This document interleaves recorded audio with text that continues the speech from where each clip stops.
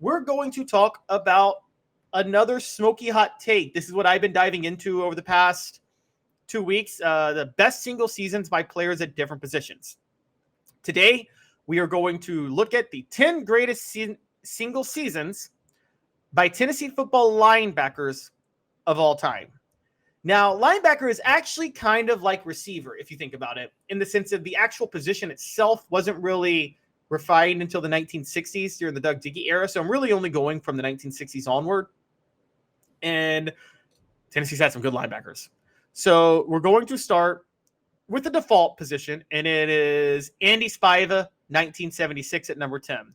Tackles were recorded differently back then, and because they were recorded differently, Andy Spiva set the school record for tackles in a season with 194 in 1976. That's never going to be broken.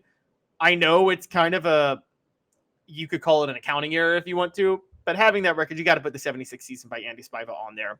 That was a great producing year in a downtime. Number 9 was Gerard Mayo, 2007. Mayo was actually the outside linebacker for Tennessee in 2006 with Marvin Mitchell as the inside. And then Mitchell goes to the NFL and Gerard Mayo moved over to middle linebacker. And that was a genius move. Mayo thrived at middle linebacker. He had 8.5 tackles for a loss, a pick 6, 1.5 sacks, 140 tackles, 80 solo tackles overall. Gerard Mayo helped Tennessee win the SEC East that year. He was able to parlay that into being a first-round draft pick, Rookie of the Year, Pro Bowler for the Patriots. Gerard Mayo, one of the great players in Tennessee history. Guys, go back and look at that 2007 season he had. It was just incredible. Tennessee was actually very mediocre on defense that year, but Gerard Mayo really kind of kept them going. Gerard Mayo and Eric Berry, obviously, but Eric Berry was just a freshman. And Gerard Mayo did everything he could at linebacker. That dude was amazing. Number 8, Jack Hacksaw Reynolds. Who on here remembers that name? Jack Reynolds, 1969, helped Tennessee win the SEC championship. He was a converted fullback, actually, and moved over to linebacker in 69, earned All-American recognition for his play that year. Tennessee went 9-1 in the regular season, 9-2 after losing to Florida in the Gator Bowl, but they won the SEC championship, and they were in contention for the national championship in late November. Number 7, Jamie Rotella, 1972. 72 was Condrich Holloway's first year with Tennessee. It was also his best year with Tennessee. The Vols went 10-2. They were more famous for what Holloway did, but quite honestly, Rotella was the leader of that defense. He earned All-American honors. Again, kind of an Andy Spiva type season because he totaled 190 tackles that year. That would not be his totals this year, but you got to give him his respect. He was an All-American. He helped Tennessee go 10-2. He was the heart and soul of the defense that year. Jamie Rotella was incredible. Number 6, Keith DeLong. We talked last week about Steve DeLong as one of the greatest seasons ever by a Tennessee football defensive tackle. Steve DeLong won the Outland Trophy in 1964. Well, his son came and had his own successful season. Keith DeLong in 1988 was one bright spot in a really bad year for Tennessee football. They started the year 0-6, finished 5-6, but Keith DeLong was an All-American linebacker that year, registered 159 tackles and 10 tackles for a loss.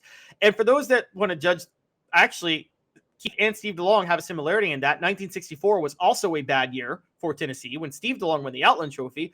And right after Steve DeLong leaves, Tennessee enters one of its most legendary runs, a 10-year run of 10 straight top 25 finishes, 10 straight bowl games, 2 SEC titles over the next 5 years, a national title retroactively declared in 1967. And that started in 65, but Steve DeLong won his Outland Trophy in 64 when Tennessee had a losing record. Similar with Keith DeLong, 1988. Tennessee has a losing record. Keith DeLong's an All-American.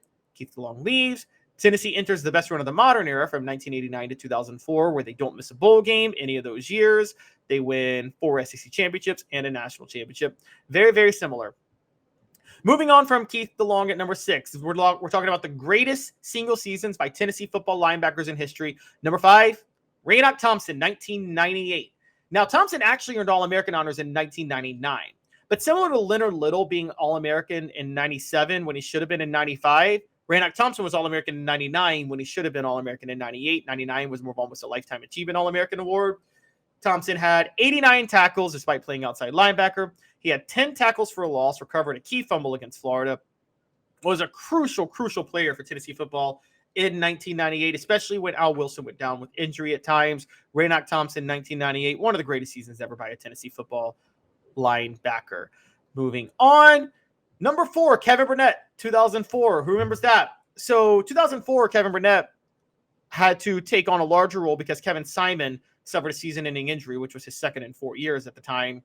And Burnett was starting alongside Omar Gaither and I believe Jason Mitchell. He had to help bring them along. Burnett was a star, had 120 tackles on the year, 6 tackles for a loss, and he was an All-American. One of the best Kevin Burnett stories was, so Tennessee, that was the year they had 3 freshmen. They started 3 different quarterbacks over the year. 2 freshmen in Eric Ainge and Brent Schaefer both had season-ending injuries, and then Rick Clausen to finish the season after they got hurt. They actually entered the season planning to start CJ League, so there were 4 different names on the quarterback list throughout the year during that time. They still managed to win the East. It was one of the greatest coaching jobs Fulmer ever did, shocking everybody that year when Georgia was a considered national title contender. Best story of Kevin Burnett, though, is Tennessee starts the year 3-0. They face Auburn at home. That was that epic Auburn team with Jason Campbell, Cadillac Williams, and Ronnie Brown. Tennessee loses to Auburn in a blowout, 34-10. Georgia, meanwhile, blows out the defending national champion LSU Tigers that same day, 45-16, and Georgia is considered a national title contender, David Green senior year. The next week, Tennessee's going to Georgia. Georgia has beaten Tennessee 4 years in a row. Kevin Burnett in an interview before facing Georgia says, "We will see Auburn again in the SEC title game," making it very clear that Tennessee was going to beat Georgia that day.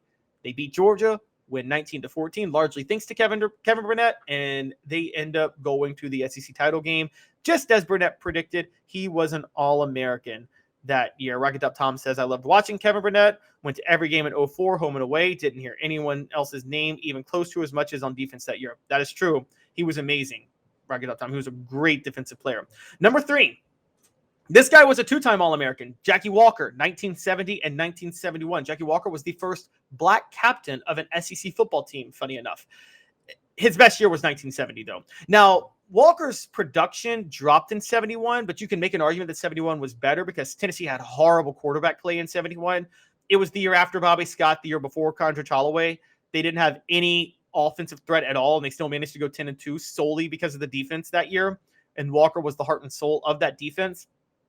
But 1970 was his best year statistically. He had 132 sacks, 9 tackles for a loss. 132 tackles, 9 tackles for a loss, 2 sacks, and 3 forced fumbles. Man, if he had 132 sacks, that'd be insane. That's Bobby Boucher numbers. But he was still incredible. All-American in 1970, led the Vols to an 11-1 season, top 5 finish when they beat Air Force. That was Bill Battle's first year at Tennessee after Doug Dickey left. Speaking of Doug Dickey, another 1969 player is at number 2, and it's Steve Kiner. Now, Steve Kiner's kind of infamous because Steve Kiner is known for Archie Who and playing a bunch of mules and taunting Ole Miss in November of 69, and Ole Miss beating Tennessee 38-0 because of that. That cost Tennessee the national title. They would have won it that year, but Archie Manning just absolutely obliterated Tennessee because Steve Kiner could not keep his mouth shut. However, Kiner, who was an All-American in 1968 and 1969, starting with Hacksaw Reynolds, was the SEC's Defensive Player of the Year in 1969. He had 5 picks. He was the key for Tennessee winning the SEC title. So even though he did that, that still was one of the greatest years ever by a linebacker. He was an All-American, and you have to give him his credit. And number 1, let's be honest, guys. This ain't going to shock anybody. Al Wilson, 1998. Now, the funny thing about Al Wilson in 1998 is because he missed so much time, his stats don't measure up to a lot of the other linebackers on this list. But this is where the intangible thing comes in. He was the heart and soul of that 98 team, the most beloved player from that team, one of the 5 most beloved players in Tennessee football history, I would say. I put him on the Mount Rushmore of Tennessee football because of his leadership on that 1998 team. He had moved to middle linebacker in the offseason. Leonard Little had played it the year before. Big mistake. Ask Dave about that. Leonard Little should have been on the end, and Al Wilson should have been middle linebacker that year. Al Wilson moves over. Raynock Thompson starts alongside him. Eric Westmoreland on the other side, but Al Wilson was the heart and soul of that team. In the standout game, because when you have big performances, that matters the most, and obviously against Florida, he's the reason Tennessee ended its 5-year losing streak to Florida because Al Wilson forced 3 fumbles and a half against Florida, and then he laid the hit on, I believe, Doug Johnson in overtime to force an incomplete pass when there was a game-winning touchdown pass to be made in that moment. Al Wilson was the hero of that game. He finished with 4 sacks, 6 tackles for a loss, and is probably one of the most transformative players in Tennessee football history. Rock it up, Tom. Daniel Batuli. I appreciate what you bring out. He's not on this list. He did not make this list. Daniel Batuli was a great leader. I do respect Daniel Batuli a lot. His production couldn't match what these guys did, though. Him and AJ Johnson were close with what they did in the mid 2010s, but team success somewhat has to matter too. And quite honestly, again, people that were on this list through bad seasons were all Americans, and so with the exception of Andy Spiva, who set a record. So it's just, it was hard to get him on the list, but Daniel Batuli does deserve a shout out. I'm willing to give him that. Similar to Rico McCoy, Jalen Reeves, Mabin. Ragged Tom says, I would like to watch Al Wilson fight Ray Lewis. It's funny you say that, because I always thought during Al Wilson's NFL career, had Ray Lewis not been playing in the AFC at the same time, Al Wilson would be a much bigger household name in NFL lore. And were it not for his injury in 2006, he would also have been a household name. And Al Wilson, I consider arguably the greatest player in Tennessee football history. He's on the level of Peyton Manning and Reggie White. Doesn't have their numbers, but he was an All-American, won a national title, was a Pro Bowl NFL linebacker. You couldn't ask for any more from Al Wilson.